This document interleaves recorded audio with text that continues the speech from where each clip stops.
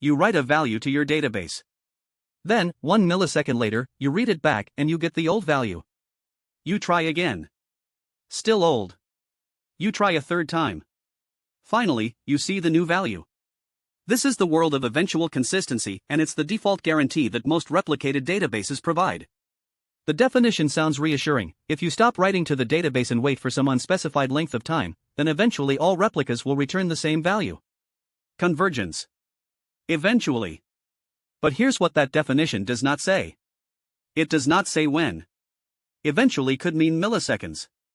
It could mean seconds. It could mean hours if the network is badly degraded. Until that convergence happens, different replicas can return completely different values for the same key or return nothing at all. The book offers a striking comparison. Working with an eventually consistent database is like working with a variable in a multi-threaded program with no synchronization.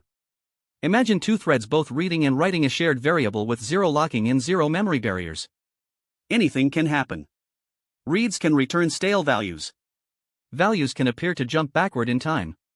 Operations that seem to complete can be invisible to other readers. This is why bugs in eventually consistent systems are so hard to find.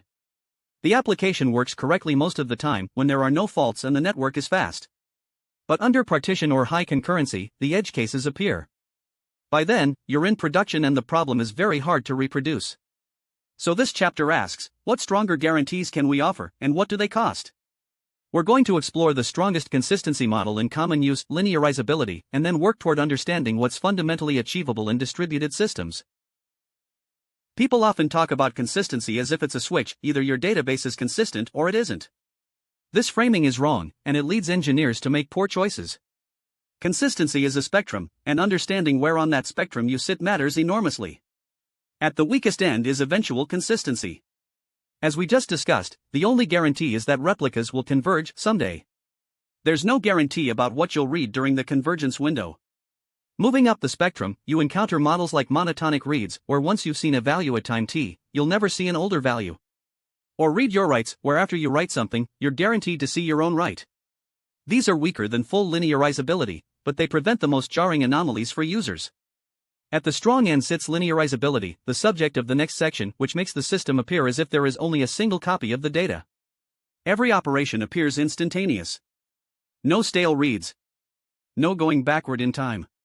Here is the central tension the book identifies. Stronger guarantees are easier to use correctly, but they come at a cost.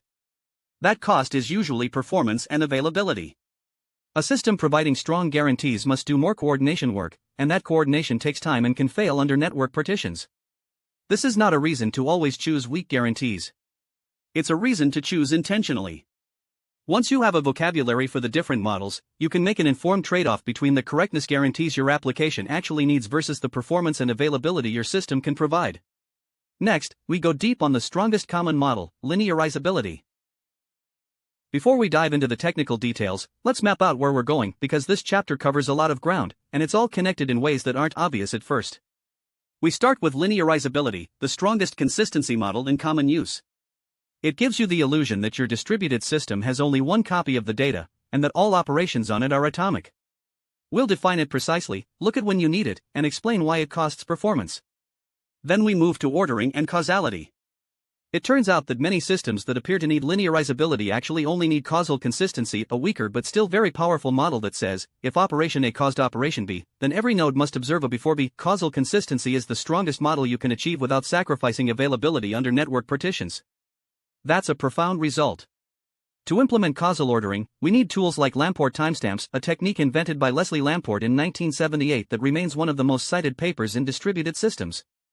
Each timestamp is a pair of counter, node ID, and the rules for updating them ensure that causally later operations always get larger timestamps. Finally, we tackle distributed transactions and consensus. This includes two-phase commit, the classic protocol with a fatal flaw, and fault-tolerant consensus algorithms like Raft, Paxos, view-stamped replication, and ZAB, which power Zookeeper and ECT in production systems today. These areas are deeply linked. By the end, you'll see that linearizability, total order broadcast, and consensus are all fundamentally the same problem in different clothes.